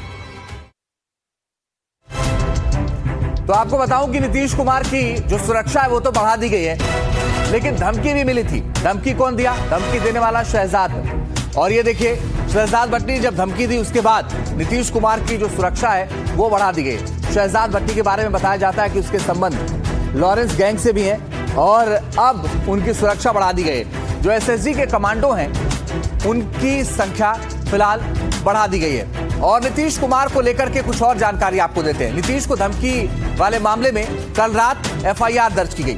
यह FIR पटना के एक साइबर थाने में दर्ज की गई। पाकिस्तानी डॉन शहजाद भट्टी पर कई धाराओं के तहत केस दर्ज किया गया। साथ ही बिहार के DGP ने भट्टी के वीडियो जांच के आदेश दिए हैं। बिहार पुलिस अब पूरे नेटवर्क की कुंडली खंगालने में जुट गई है। जांच पूरी होने पर मामले में केंद्रीय एजेंसियां भी सक्रिय हो गई हैं। फिलहाल भट्टी दुबई में है और उसने वहीं से नीतीश कुमार को धमकी दी थी। कहा अभी भी समय है उस बच्ची और महिला से माफी मांग ले। अगर माफी नहीं मांगी तो फिर मत कहना कि चेतावनी नहीं दी गई थी। साफ तौर पर पाकिस्तानी डॉन ने नीतीश को बड़ी धमकी जारी की थी। फिलहाल पाकिस्तानी डॉन की इस धमकी पर एक्शन शुरू हो गया है और एक्शन शुरू होने के बाद कार्रवाई हो रही है। लेकिन बिहार के मुख्यमंत्री नीतीश कुमार के महिला डॉक्टर का हिजाब हटाने के बाद आपको बताऊं कि देश भर में सियासी संग्राम छिड़ गया है। जमा खान ने क्या कुछ कहा, सुनवाते हैं आप। ये हिंदुस्तान है, किसी का चलता नहीं। हिंदुस्तान है, पाकिस्तान ये हिंदुस्तान है। ये सब कहने वाले कहते रहते हैं, तो मतलब हिंदुस्तान, हम लोग हिंदुस्तानी हैं, डरते नहीं हैं। जो सच बात है मैंने बता दिया आपको। तो बिहार के मुख्यमंत्री नीतीश कुमार के महिला डॉक्टर का हिजाब हटाने के बाद देश भर में सियासी संग्राम छिड़ गया है। बिल्कुल, जम्मू कश्मीर के मुख्यमंत्री उमर अब्दुल्ला ने इससे महिलाओं के सम्मान से जोड़ते हुए नीतीश कुमार से माफी की मांग की है। तो वहीं अयोध्या के महंत राजू दास नीतीश के समर्थन में उतर आए हैं। और बिहार CM नीतीश कुमार से जुड़ा ये हिजाब विवाद अब धर्म और पहनावे की नई जंग बन गया। जम्मू कश्मीर के मुख्यमंत्री उमर अब्दुल्ला ने इसे महिलाओं का अपमान बताया और CM नीतीश कुमार से माफी की मांग की। यहाँ तक के मैं आज पढ़ रहा था कि वो लेडी डॉक्टर जो है अब अपना ऑर्डर लेना ही नहीं चाहती। वो कहती है वो सर्विस ज्वाइन ही नहीं करेगी। कहीं ना कहीं तो एक तो नीतीश जी को अपनी गलती का एहसास होना चाहिए, फिर उस डॉक्टर को बुला के उससे माफी मांगनी चाहिए। अब्दुल्ला यही नहीं रुके, उन्होंने हिजाब मामले में CM नीतीश का बचाव करने वाले गिरिराज सिंह पर भी पलटवार किया। एक सेकंड के लिए आप सोचिए, अगर किसी मुसलमान लीडर ने किसी हिंदू औरत का घूंघट उतारा होता तो कितना बवाल मचता। उमर अब्दुल्ला ने नीतीश पर हमला बोला तो अयोध्या के महंत राजू दास नीतीश के समर्थन में उतर आए। उन्होंने सभी स्कूल, कॉलेज, सरकारी संस्थानों में हिजाब पर रोक लगाने की मांग की। और अब बिहार के बाद अब महाराष्ट्र आपको लिए चलते हैं। महाराष्ट्र के मुख्यमंत्री देवेंद्र फडणवीस ने कैबिनेट मंत्री माणिकराव कोकाटे का इस्तीफा मंजूर कर लिया है। महाराष्ट्र के कैबिनेट मंत्री माणिकराव कोकाटे ने न्यायालय के फैसले का सम्मान करते हुए मुख्यमंत्री को अपना इस्तीफा सौंप दिया था। माणिकराव कोकाटे को एक मजिस्ट्रेट कोर्ट ने 3 दशक पुराने फ्लैट घोटाले का दोषी करार देते हुए 2 साल की सजा सुनाई है। तो आपको बता दें कि कोकाटे ने मजिस्ट्रेट कोर्ट के इस फैसले को सेशन कोर्ट में चुनौती दी थी। अब सेशन कोर्ट ने भी मजिस्ट्रेट के फैसले को बरकरार रखते हुए कोकाटे की गिरफ्तारी के लिए वारंट जारी कर दिया है। जी हाँ, बिल्कुल। अब आइए आपको बताता हूं कि इस पूरे मामले में क्या कुछ हुआ था कि माननीय मंत्री को इस्तीफा देना पड़ा था। आप ये देखिए कि कोकाटे ने इस्तीफा दिया। माणिकराव कोकाटे का इस्तीफा 30 साल पुराने केस में कुर्सी चली गई। धोखाधड़ी और जालसाजी के मामले में सजा हुई। 30 साल पुराने मामले में ये सजा हुई है। EWS कोटे से फ्लैट हासिल करने का आरोप है। 1995 में आय कम दिखाकर फ्लैट हासिल करने का आरोप है। पहले मजिस्ट्रेट कोर्ट ने दी थी 2 साल की सजा। नासिक सेशंस कोर्ट से भी राहत नहीं मिली। सेशंस कोर्ट ने गिरफ्तारी वारंट भी जारी किया। सजा के बाद खेल मंत्री कोकाटे ने इस्तीफा दे दिया था। सीएम फडणवीस ने इस्तीफे को मंजूर कर लिया है। कोकाटे फिलहाल लीलावती अस्पताल में भर्ती हैं। उनकी तबीयत खराब है और इसके अलावा नासिक पुलिस वारंट तामील करने की तैयारी में है। कोकाटे पर गिरफ्तारी की तलवार भी लटक रही है। लेकिन आपको बताऊं कि अभी फिलहाल वो अस्पताल में भर्ती हैं और अभी की बड़ी खबर आ रही वो आपको बताते हैं। बड़ी खबर महाराष्ट्र से ही है, लेकिन ये हादसे से जुड़ी है। महाराष्ट्र के पुणे में सड़क हादसा हुआ है। सड़क हादसे में 3 लोगों की मौत हो गई है। अनियंत्रित होकर पलटा है ऑटो। 12 लोग सवार थे। पुणे के चाकड़तले गांव मार्ग पर महालुंगे पुलिस स्टेशन के पास की घटना है। हादसे के बाद लोगों को गुस्सा आ गया। उनका कहना है कि अवैध तरीके से क्षमता से ज्यादा सवारियां रिक्शे में बैठाई जाती हैं और पुलिस कोई कार्रवाई नहीं करती है। तो सीधे सीधे लोगों का गुस्सा जो है वो बहुत ज्यादा है और गुस्से को लेकर के लोग वहां कह रहे हैं कि पुलिस कार्रवाई नहीं करती। हादसे में 3 लोगों की जान चली गई है। लोग इस वक्त नाराज भी हैं। और महाराष्ट्र के बाद अब सीधे रुख करते हैं दिल्ली का। दिल्ली से क्या है बड़ी खबर आयुषी? बिल्कुल, दिल्ली के वसंत विहार से बड़ी खबर मिल रही है, जहां एक 11वीं के छात्र की चाकू मारकर हत्या कर दी गई है। 2 से 3 नाबालिगों को हिरासत में लिया गया है। मामले की जांच में दिल्ली पुलिस जुट गई है। तो दिल्ली का वसंत विहार इलाका, जहां से मर्डर की खबर सामने आ रही है। बताया जा रहा है कि 11वीं का छात्र जिसे चाकू मारकर मौत के घाट उतार दिया गया। हालांकि वजह क्या रही, क्यों आखिरकार इस युवक की हत्या कर दी गई, इसकी जांच फिलहाल की जा रही है। पूरे मामले की जांच में दिल्ली पुलिस जुट गई है। मेरे बच्चे को किसी ने चाकू मार दिया सर। मेरे बच्चे जब देखे बाहर तो बोले मम्मी भैया को किसी ने चाकू मार दिया। तो मैं घर से निकली तो मेरा बेटा भी होश था, कुछ भी नहीं बोल पाया सर। मुझे इंसाफ मिलना चाहिए। मेरे बच्चे को सीने पे यही मारा था, रोड पे ही चाकू। उसको पहचाना नहीं है मैंने सर।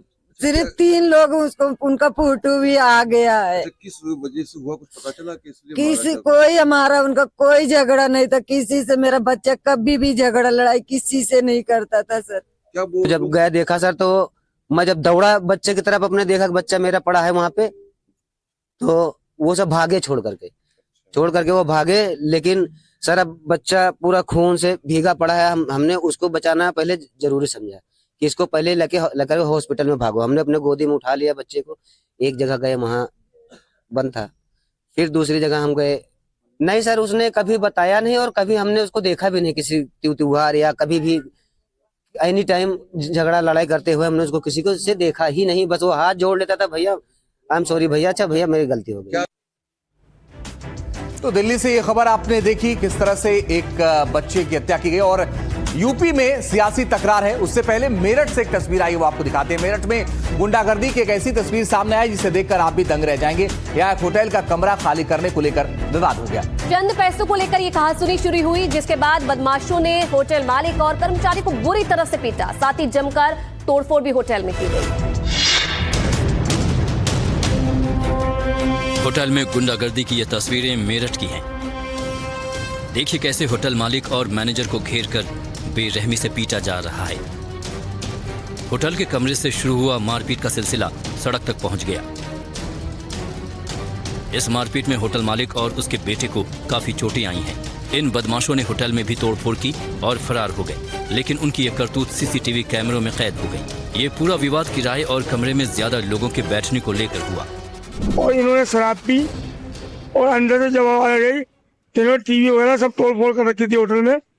और हमने जब इनसे कहा कि भैया तोड़फोड़ क्यों करिए, तो इन्होंने गाली करते हुए हमें मारना पीटना शुरू कर दिया सभी को। दिन दहाड़ी हुई इस गुंडागर्दी का वीडियो सोशल मीडिया पर वायरल होते ही हड़कंप मच गया। खाकी भी एक्शन में आई और मुकदमा दर्ज कर दिया गया है।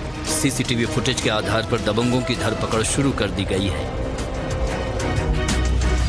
खबर यूपी की सियासत से जुड़ी हुई। यूपी विधानसभा का शीतकालीन सत्र आज से शुरू होने जा रहा है और इस बार यूपी विधानसभा में घुसपैठ का जो मुद्दा है वो खूब गूंजने वाला है। आपको बता दें, साथ ही बीएलओ की मौत के मुद्दे पर भी बवाल होना तय माना जा रहा है।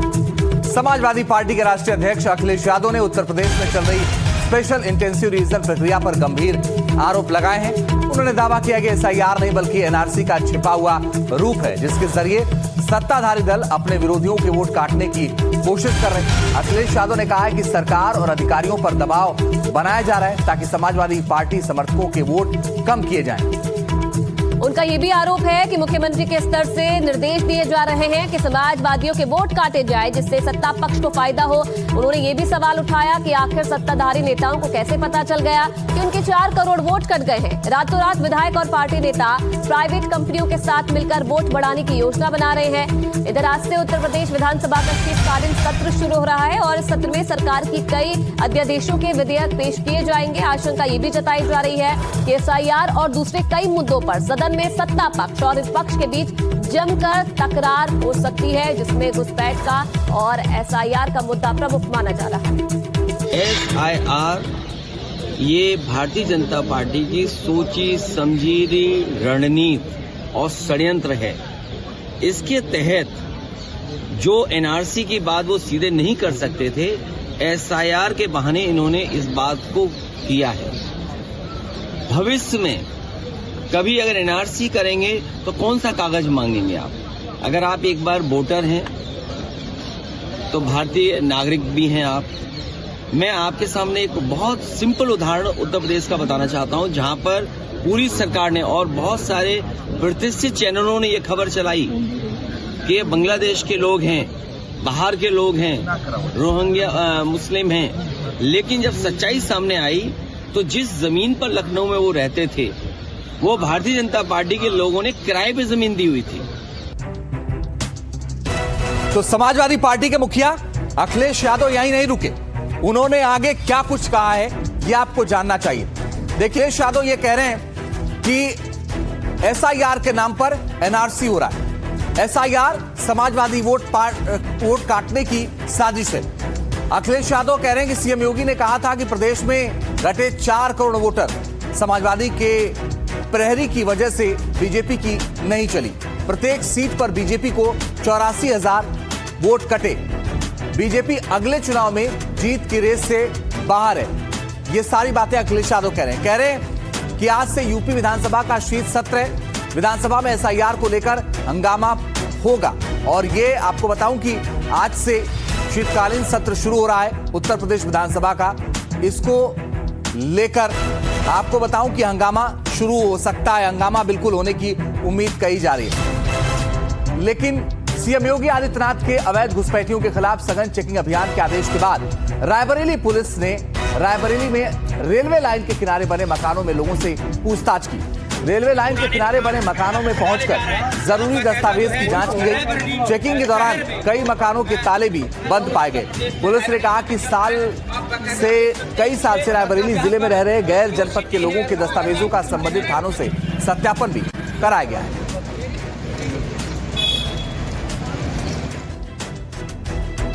और ये खबर उत्तर प्रदेश से थी, लेकिन अब रुख हरियाणा का करते हैं। हरियाणा से क्या है बड़ी खबर, बताइए आयुषी। हरियाणा के रेवाड़ी में घुसपैठियों के खिलाफ एक्शन जारी है। सख्त एक्शन जैसे यूपी में लिया जा रहा है और इसी तर्ज पर हरियाणा के रेवाड़ी में भी एक्शन शुरू हो गया है।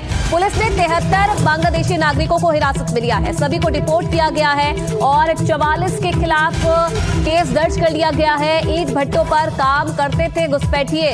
तो पहले हमने यूपी में एक्शन दिखा, अब इसी तरीके का एक्शन हरियाणा में भी देखने को मिल रहा है। रेवाड़ी से कुछ तस्वीरें सामने आई है जहां पर घुसपैठियों के खिलाफ एक्शन लिया जा रहा है और इस एक्शन के तहत 73 बांग्लादेशी नागरिकों को हिरासत में लिया गया है। 44 लोगों के खिलाफ केस दर्ज कर लिया गया है और बताया जा रहा है जो ये घुसपैठिए थे ये ईंट भट्टों पर काम करते थे।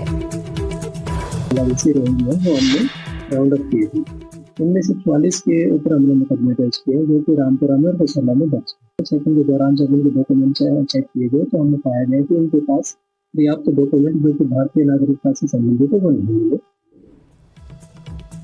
और एक बड़ी खबर आ रही है वो भी आपको बताते हैं। पश्चिम बंगाल में 4 बांग्लादेशियों को गिरफ्तार किया गया है। इस वक्त की बड़ी और अहम खबर, पश्चिम बंगाल में 4 बांग्लादेशी गिरफ्तार किए गए। उत्तर दिंजापुर जिले के ग्वालपोखर इलाके में पुलिस ने यह कार्रवाई की है। पुलिस सूत्रों के मुताबिक गिरफ्तार किए गए चारों लोग दूसरे राज्यों में प्रवासी मजदूर के तौर पर काम कर रहे थे।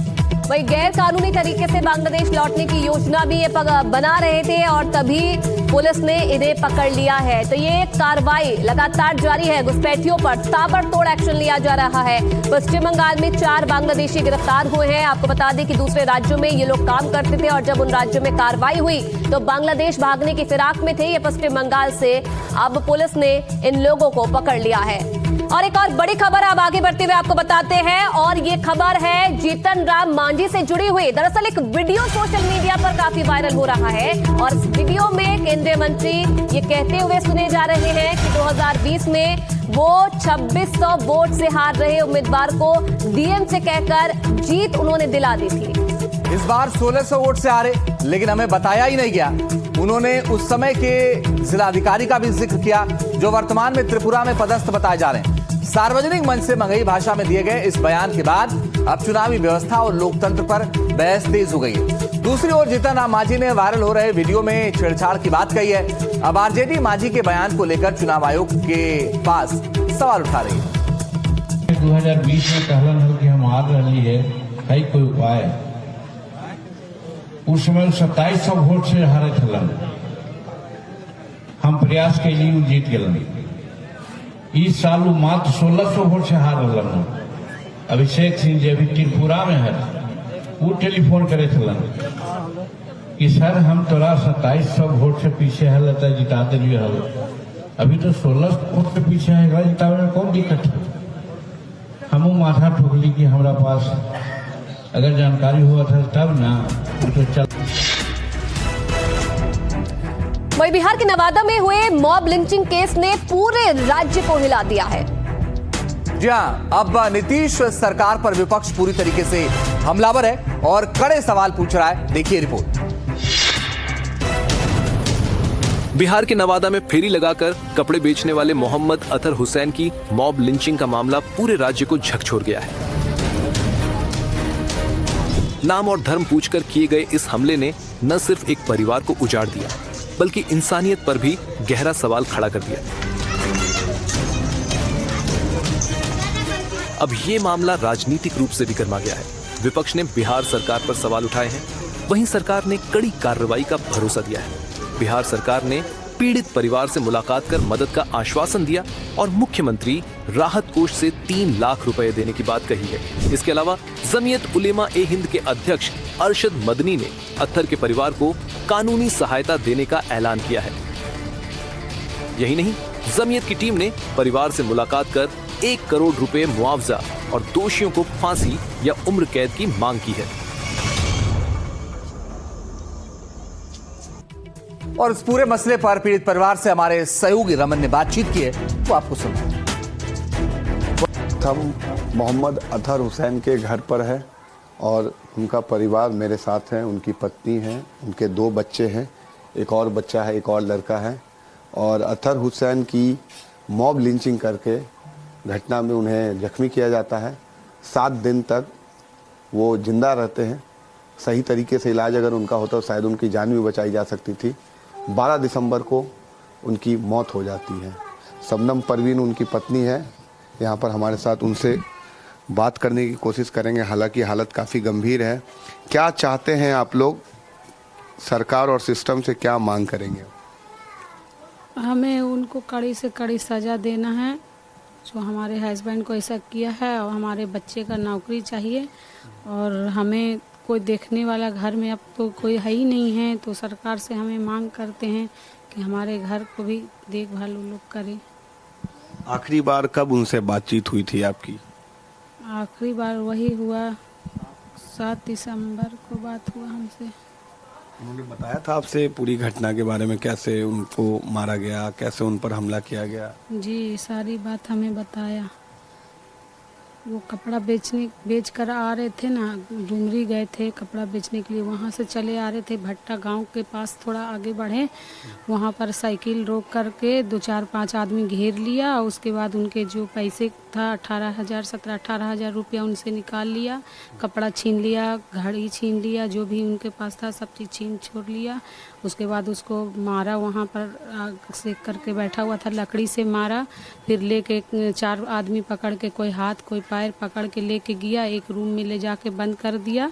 रूम में ले जाके बंद करने के बाद में वहाँ भी 2-4 ही मारा। फिर उनका पैर को खोला गया, मुसलमान नाम लिया, क्या नाम है तुम्हारा? वो ने बताया मोहम्मद अतहर हमारा नाम है। वो नाम पूछ के, धर्म में पूछ के उनको मारा पीटा। फिर जब बंद कर दिया ताला, फिर उसके बाद में जब 10 बजा तो फिर गया तो उसको करंट लगाया। फिर 1 बजे रात तो उनको करंट लगाया, लोहा धिपा के पूरा बदन को दाग दिया, सीना पर चढ़ के नाक मुंह से ब्लड गिराया, हाथ ईटा रख करके हाथ से चढ़ गया, वो हाथ टूट गया। फिर इतना मारा बुरी तरीक़ा से उसको जख्मी किया। उसके बाद पेट्रोल डाल दिया, सीख गरम करके उनको धिपा के अंदर तक जलाया, पूरा पेट्रोल डाल के माचिस मारने के लिए। जब देखें कि पूरा बेहाल हो गया हमारे हस्बैंड, उसके बाद मार के बाहर में फेंक दिया। और अब बड़ी खबर यूपी के संभल से आपको बता दें, जहां अवैध मीट दुकानों पर एक्शन जारी है। संभल में अवैध मीट दुकानों पर छापेमारी की गई है और मीट की 2 दुकानों के लाइसेंस को निरस्त कर दिया है। बड़ी और अहम खबर आपको बता दें उत्तर प्रदेश से, जहां पर अवैध मीट दुकानों पर एक्शन हुआ है।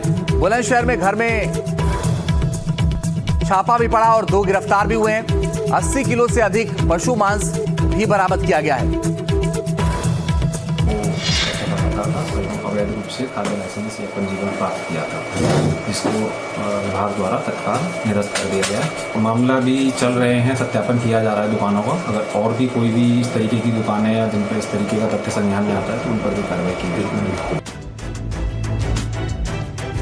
तो उत्तर प्रदेश में लगातार एक्शन जारी है और हमने 2 जिलों की तस्वीरें आपको दिखाई हैं कि कैसे इस पूरे मसले पर कार्रवाई चल रही है। आइए अब आपको बताते हैं कि खाद्य विभाग कार्रवाई कर रहा है। ये आप देखिए, यूपी में खाद्य विभाग एक्शन लगातार जारी है। खाद्य विभाग का प्रदेश भर में जगह जगह अवैध मीट दुकानों पर छापेमार की कार्रवाई की जा रही है। इसी बीच संभल में कार्रवाई करते हुए विभाग ने 2 दुकानों के लाइसेंस निरस्त किए, साथ ही एक अवैध दुकान का पंजीकरण निलंबित कर दिया है। वहीं बुलंदशहर में भी एक घर में रैकेट चलाया जा रहा था, जहां घर में खाद्य सुरक्षा विभाग ने छापा मारा। छापेमारी के दौरान घर से 80 किलो से ज्यादा पशु मांस बरामद किया गया है। साथ ही 2 तस्करों को भी गिरफ्तार कर लिया गया है। तो ये कार्रवाई हुई है और इस पूरे मसले में आपको बताऊं कि अब लगातार खाद्य विभाग एक्शन में। लेकिन अब एक और बड़ी और अहम खबर आपको बताते हैं उत्तराखंड के उत्तरकाशी से, जहां पर जोशियाड़ा में पशु मांस से भरा टेम्पो जब्त किया गया है।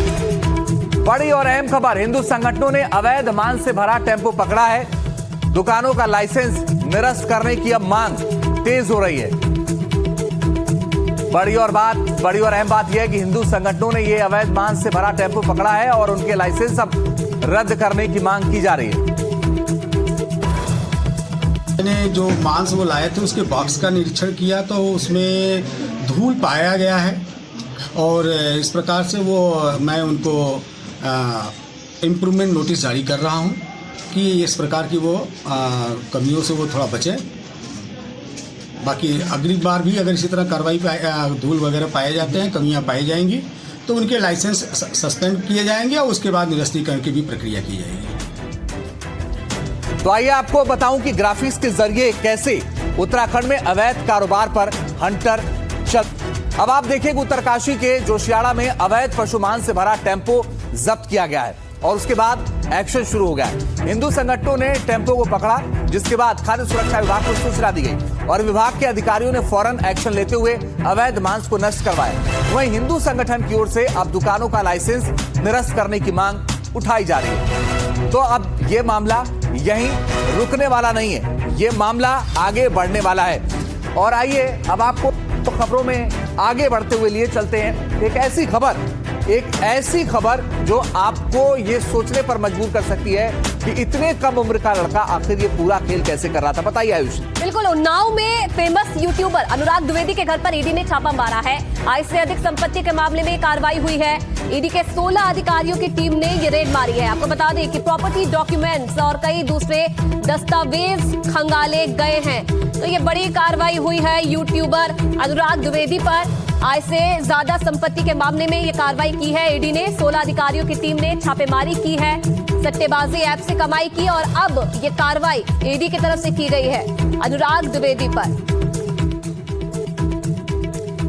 तो अनुराग द्विवेदी जो कि यूट्यूबर है, फेमस यूट्यूबर है, आय से अधिक संपत्ति का ये पूरा मामला ईडी ने ये शिकंजा कसा है। अब आपको बता दें कि कैसे ये शिकंजा कसा गया है ईडी की तरफ से। अनुराग द्विवेदी स्पोर्ट्स ऐप ड्रीम 11 और साथ ही साथ माई 11, सर्कल 11, रीजन 11, MPL प्लेटफॉर्म के सहयोगी के तौर पर ये पहचान रखते हैं। और ये चेहरा भी आप देख रहे हैं अनुराग द्विवेदी का, जिन पर ये कार्रवाई हुई है। और किस किस ऐप से जो कनेक्शन था ये रखते थे, ये हमने आपको बताया। और इसी के साथ साथ ये बड़ी कार्रवाई इन पर हुई है ईडी की तरफ से। गांव में उनके पिता लक्ष्मीनाथ द्विवेदी रहते हैं और मेडिकल स्टोर संचालित करते हैं। ईडी के अफसर अनुराग द्विवेदी के लेन देन का लेखा जोखा चेक कर रहे हैं। इसके अलावा उनके पिता और कंपनी के बैंक अकाउंट की गहनता से भी जांच की जा रही है। और जैसे जैसे जांच बढ़ रही है वैसे वैसे अनुराग द्विवेदी की मुश्किलें भी बढ़ती जा रही है। अब सूत्र ये बता रहे हैं कि बड़ी टैक्स चोरी के प्रमाण ईडी के अफसर के हाथ लगे हैं और फिलहाल अभी ईडी की जांच जारी है। तो जांच जारी है। अब अनुराग ऑनलाइन स्पोर्ट्स ऐप प्लेटफॉर्म के माध्यम से सट्टा लगा रहे थे और कैसे इसके जरिए ये कमाई कर रहे थे, ये भी हम आपको बता दें कि कैसे इन्होंने कितनी कम उम्र में कैसे ये कमाई की है। अब देखिए फर्श से अर्श तक कैसे पहुंचे अनुराग ऑनलाइन स्पोर्ट्स ऐप प्लेटफॉर्म के माध्यम से सट्टा किंग के रूप में पहचान रखते हैं और महज 8 से 9 सालों में ये सेलिब्रिटी बन गए। सबसे पहले इन्होंने ड्रीम 11 स्पोर्ट्स ऐप से सट्टा खेला और लखपति बन गए। अनुराग ने ऐसा खेल खेला कि कई बड़े जो गेम है वो जीतकर ड्रीम 11 मैनेजमेंट की निगाह पर ये आ गए।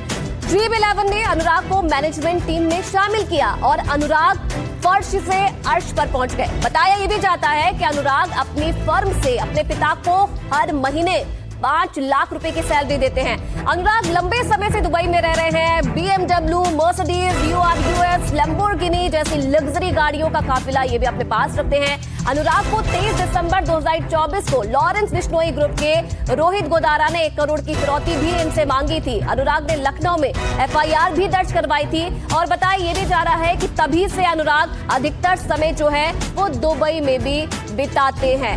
तो ये पूरा जो खेल है किस तरीके से इस पर शिकंजा कसता जा रहा है अनुराग द्विवेदी पर, आगे जो भी अपडेट आएगा वो भी हम आपके साथ शेयर करेंगे। लेकिन इसी बीच हिमाचल के संजौली से बड़ी खबर आ रही है अवैध मस्जिद से जुड़ी हुई। आगे का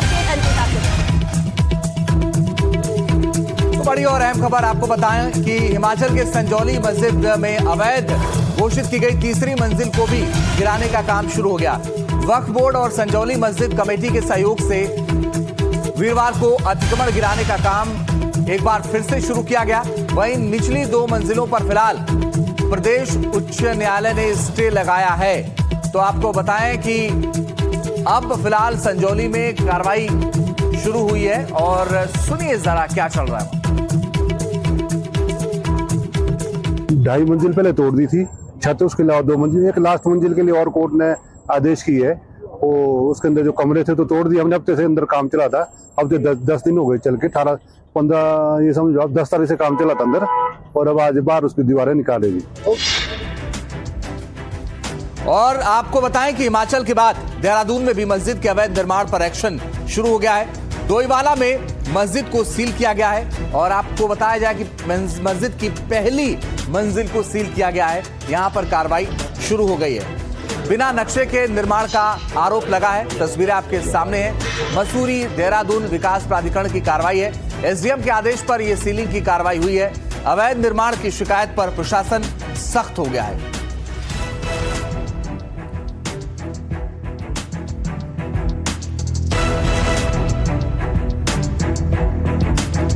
कार्रवाई की तस्वीर भी हम आपको दिखा रहे हैं। ये वही मस्जिद आप देखिए, हिमाचल से लेकर उत्तराखंड तक कैसे जो अवैध मस्जिद है उन पर कार्रवाई हो रही है। अब अगली खबर की ओर बढ़ते हैं और बात उस मूवी की है जिसने भारत में तो अपनी कमाई से जो है कई रिकॉर्ड तोड़ दिए हैं, लेकिन पड़ोसी देश पाकिस्तान में इस पूरी पिक्चर को लेकर खलबली मची हुई है। और अंजीत, लगातार हम वहां से तस्वीरें भी देख रहे हैं किस तरीके से जो पाकिस्तानियों में इस पूरी पिक्चर को लेकर खलबली मची नजर आ रही है। जी हाँ, पहले बैन किया गया और अब आपको बताएं कि इस पूरे मामले को लेकर के पाकिस्तान एक तरीके से डरा हुआ है क्योंकि उसकी सच्चाई बाहर आ गई है। और यह फिल्म धुरंधर कमाने के मामले में भारत में रिकॉर्ड बना रही है, लेकिन पाकिस्तान में आपको बताऊं कि यह फिल्म लगातार चर्चा में है और पहले उन तमाम देशों में बैन की गई, उसके बाद अब ये देखिए अक्षय खन्ना इस फिल्म में नजर आ रहे हैं और ये पाकिस्तान में रहमान डकैत का किरदार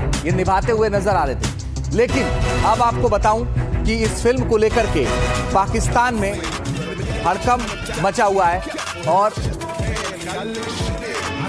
हड़कंप मचा हुआ है। लेकिन अब आप एक और तस्वीर देखिए जो बहुत दिलचस्प तस्वीर है। ये तस्वीर आप देखिए, बिलावल भुट्टो जो वहां मौजूद थे और उसके बाद उनके सामने ही फिल्म धुरंधर का गाना बज गया। आप अंदाजा लगाइए कि जिसको लेकर के इतनी चिढ़ हो, जिसको लेकर के इतना बैर रखता हो पाकिस्तान, और उसी फिल्म के अगर गाने बज जाएं तो क्या होगा। बिलावल वहां सन्नाटे में चले गए और उनको समझ नहीं आ रहा था कि वो इस दौरान आखिर करें भी तो क्या करें।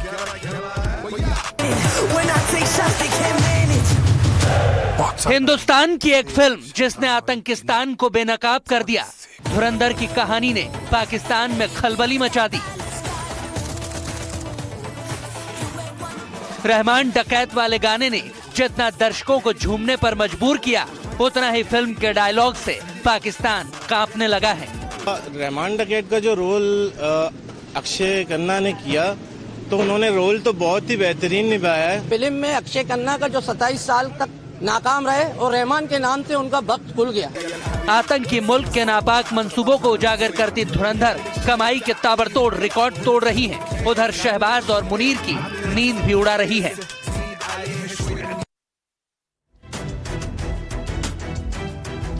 तो बड़ी बात यह है कि यह फिल्म हिंदुस्तान में तो कमाई के रिकॉर्ड तोड़ रही है, लेकिन पाकिस्तान में उनको पाकिस्तानी जो है इसको लेकर के अलग तरीके से बैर रखते हैं।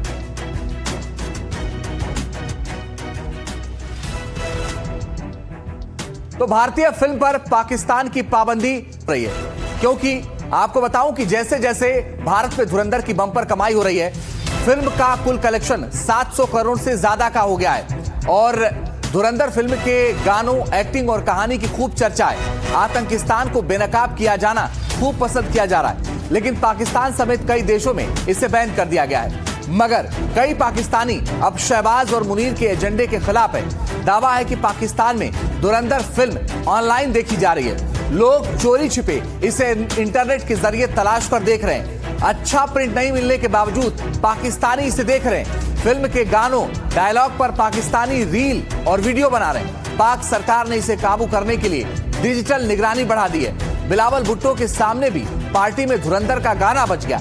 स्टेज पर स्वागत के बाद बिलावल भी गाने का आनंद ले रहे, जबकि बिलावल की पार्टी ने ही फिल्म के खिलाफ शिकायत की है। साथ ही धुरंधर के खिलाफ नई फिल्म बनाने का ऐलान कर दिया गया। पाकिस्तानी फिल्म मेरा ल्यारी जनवरी में रिलीज होगी, क्योंकि धुरंधर में पाकिस्तान की ल्यारी का जिक्र है। कराची के इस इलाके को पाक में आतंकियों का गढ़ दिखाया गया है। सच से पर्दा उठा तो पाक और आतंकी दोनों बौखला गए। हिसाब से बहुत ही बेहतरीन फिल्म है, हमने बहुत ही उसको एंजॉय किया। रहमान डकैत का जो रोल अक्षय खन्ना ने किया तो उन्होंने रोल तो बहुत ही बेहतरीन निभाया है। उसमें सबसे अच्छी बात ये लगी कि इसमें हम बलोचों को प्रमोट किया गया। लियारी के जैसे हमारे इलाकों का नाम लिया गया, शेरोकलेन, बगदादी, कलाकोट, ये सारा कुछ लिया गया, तो इसमें ये चीज़ हमें अच्छा लगा। बहुत अच्छी बनी है, मतलब देखने लायक है। इसमें बंदा 3 घंटे डिटेन हो जाता है, एक ही जगह बैठ जाता है। और इसके अलावा फिल्म में जो कास्टिंग की गई है, जैसे रहमान बलोच, चौधरी असलम हो गई है और बाकी सारे हो गए। कास्टिंग ओवरऑल बेहतरीन पावरफुल कास्टिंग थी, इसलिए फिल्म चली है। वो पाकिस्तान में फिल्म बनते हैं अक्सर बलोच को बलोची कहते हैं, तो बलोच बलोची नहीं है, वो बलोची होते हैं। तो एक कल्चर को प्रमोट किए गए बलोच के कि वो डांस जिस तरह करते अक्षय खन्ना, बहुत प्यारा लगा उस वक्त। फिल्म में अक्षय खन्ना का जो 27 साल तक नाकाम रहे और रहमान के नाम से उनका वक्त खुल गया, बस। तो आपको बता दें कि आज Indian of the year award मिलने जा रहा है। साहस, सोच और सफलता की कहानी आज आपको दिखने वाली है। बिल्कुल, और एनडीटीवी के मंच पर आपको कई जो दिग्गज हस्तियां हैं वो दिखाई देंगी। बॉलीवुड से लेकर सियासी गलियारों से लेकर तमाम जो दिग्गज है वो एनडीटीवी के मंच पर आज आपको नजर आने वाले हैं।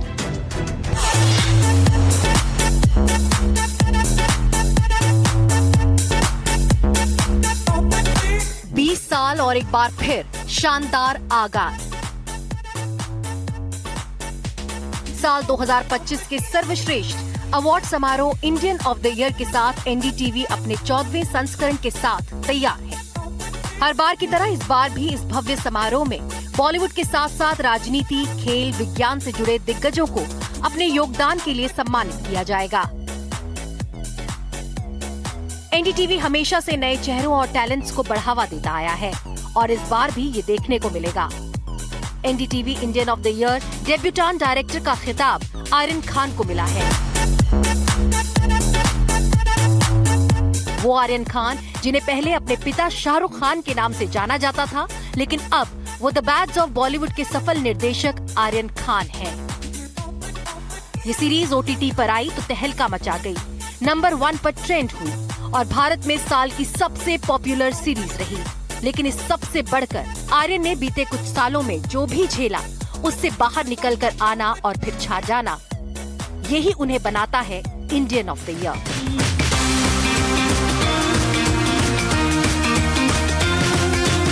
वहीं NDTV Indian of the year debutant actor का अवार्ड सैयारा फेम अहान पांडे को मिला है।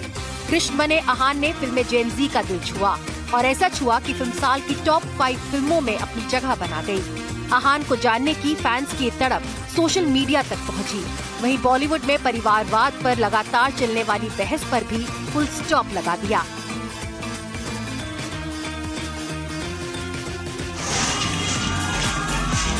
एक्टर ऑफ द ईयर बने हैं बड़े पर्दे के छावा विकी कौशल। बॉलीवुड को साल 2025 की सबसे कामयाब फिल्म देने वाले विकी कौशल छत्रपति संभाजी महाराज बनकर पर्दे पर आए। उनके बलिदान, भक्ति और वीरता की कहानी लोगों को इतना प्रभावित कर गई कि हर जगह उनके अभिनय और इस फिल्म की चर्चा थी। विकी कौशल की तरह ही फिल्म बॉक्स ऑफिस पर भी नंबर 1 रही। Actor of the year female बनी है जानवी कपूर। जानवी इस साल की 3 फिल्मों में नजर आई, होमबाउंड, परम सुंदरी और सनी संस्कारी की तुलसी कुमारी। ये तीनों फिल्में भले ही बॉक्स ऑफिस पर कामयाब ना रही हों, लेकिन नीरज घायवान के निर्देशन में बनी होमबाउंड उन्हें ऑस्कर की रेस तक ले गई। वहीं इसी फिल्म के लिए Neeraj Ghaywan director of the year बने हैं। कांस में स्टैंडिंग ओवेशन से लेकर ऑस्कर में टॉप 15 फिल्मों में अपनी जगह बनाना आसान नहीं, इसलिए NDTV Indian of the year के सम्मान के वो हकदार हैं। Bureau report, NDTV India.